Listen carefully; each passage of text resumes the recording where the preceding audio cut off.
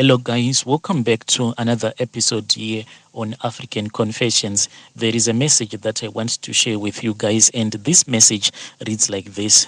Hello, my brother. Can you please post my story as anonymous? So, my brother, when I came to South Africa, I was very young. What happened is that I had this other boyfriend of mine, and when he came to Zim, he then said that he wanted to take me back to South Africa. I then ran away from my parents and I came here to South Africa with him. But when I came here to South Africa, I then started dating this other man. And after that guy that I was dating when I was still in Zim found out that I was cheating on him, he then said, I do not want to stay with you anymore. I then ran away from him and I started staying with my new boyfriend. And when I was staying with my new boyfriend, who was also from Zim, he then said that I do not want anyone to know that I am dating you because this man, he was a married man. So what we used to do is that whenever we would be going to church, when we will be on the taxi, first of all, he would get off the taxi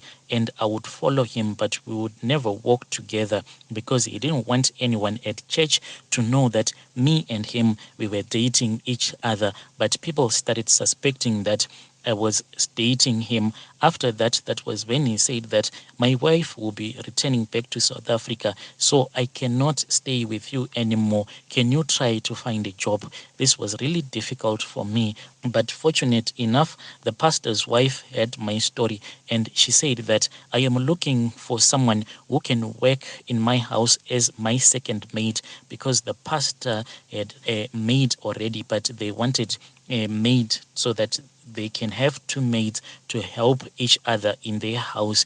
That was how I ended up being hired by those pastors, and they were very nice people. They treated me as if I was their own child. So whilst I was working and staying with them, what they started to do is that they were holding these all-night prayers at their home. So people from the church, they used to come, then we would pray all night long. There was this other man, the man, he was a colored, and he was involved in gangsterism. After he had returned back from prison, that was when he gave his life to Christ. So this other time, he came and he attended this all-night prayer.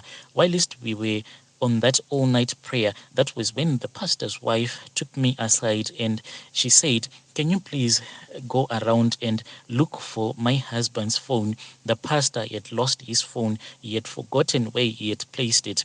My brother, I then started going around, and when I saw the phone, I saw that the phone was in a place that no one would ever suspect that I had found it, and it was quite an expensive phone. I don't know if it was a demon that had gotten hold of me at that time. I then took that phone and I went outside and I removed the SIM card and I started chewing that SIM card and I hid that phone in the flowers and I returned back and I told the pastor's wife that I could not find the phone anymore. The pastor and his wife then called me and the other maid and their children, and they said that we were supposed to go around so that we can try to find the pastor's phone.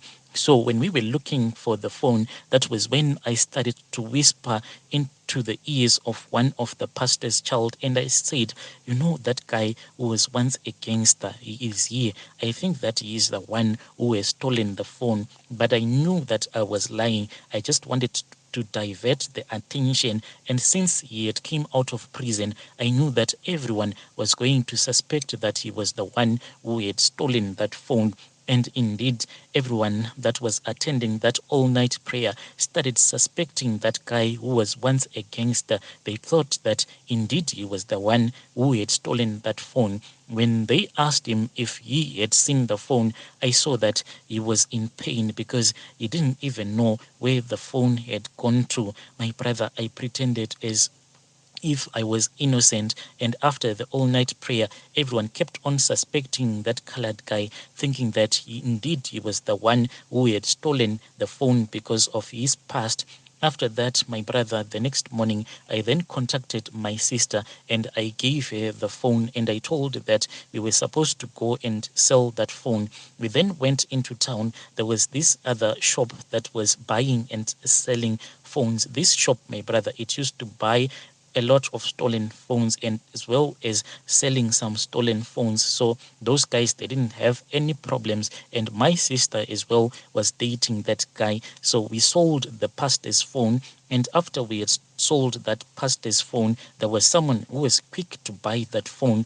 But after that man had bought the phone, when he returned back to his place the next morning, he came back and he said that he could not sleep because there was someone who kept on coming to him in his dream, and that person was beating him up, and he had to return the phone and he was demanding his money back. That was when that man called us. That man said that, please just hand me back the money that I gave you.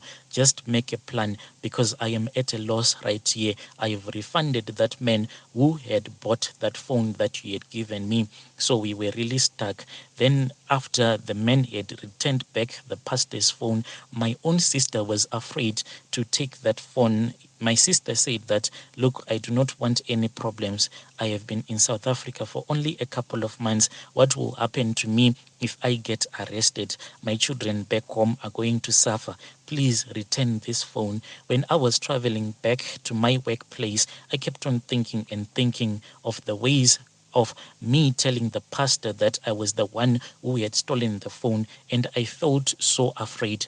When I was walking in town, that was when I met those Nyaope boys. I then said to those Nyaope boys, please, can you hold my phone because I quickly want to get into the toilet. When I was speaking with that Nyaope boy, handing him that very expensive phone, he was really surprised and he thought that maybe I was a stupid girl or something, but I knew what I was doing. I then pretended as if I wanted to get into the toilet, but I was looking at him all the time. When he saw that I had gone into the toilet, he started running and running, and I was happy because I just wanted to dump that phone into his hands. I didn't want to return back with that phone. I then returned back to my workplace and I worked for those good pastors. When it was December, I had raised enough money and I returned back home to Zim. Whilst we were on the bus, I don't even know what happened. I was fast asleep as the bus was traveling. That was when I heard people shouting that there was smoke that was coming out of everywhere. My brother, the bus was burning to the ground, and when I woke up, I was really scared. I forgot to grab my handbag, and inside my handbag there was a lot of money that I wanted to use when I would have gone back home, and I forgot that handbag that had the money and some valuable items. That is how I lost everything, and I returned back home with nothing. As if that was all, my brother. My own sister, whom I had left back in South Africa, she tried to send some money so that I can return back to South Africa. But along the way, it was bad luck after bad luck until I came across an operation that was there at the border, and I got arrested and I was deported back home. My brother, ever since that day, I have tried to return back to South Africa, but bad luck is following me everywhere. What I started to do is that I then started selling off my body to those truck drivers that are always passing through Masvingo, traveling between Zim and South Africa. What I do is that when I get one of those customers who will be truck drivers, they'll pick me up in Masvingo and they will drop me in Beitbridge, and I will get another truck driver who will be returning back to Harare or to Masvingo. That is how I have been making my money. But I am tired, my brother. And the other thing that is worrying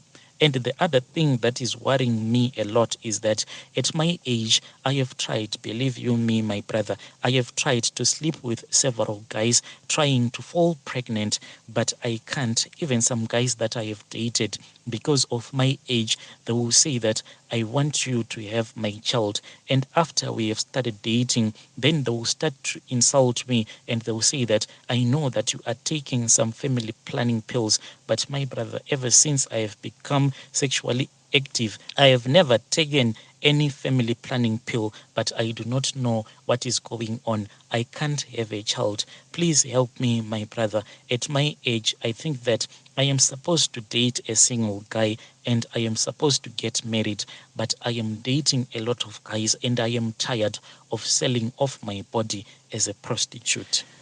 Dear listeners, right there was a message that I received, and we had to give you this translation.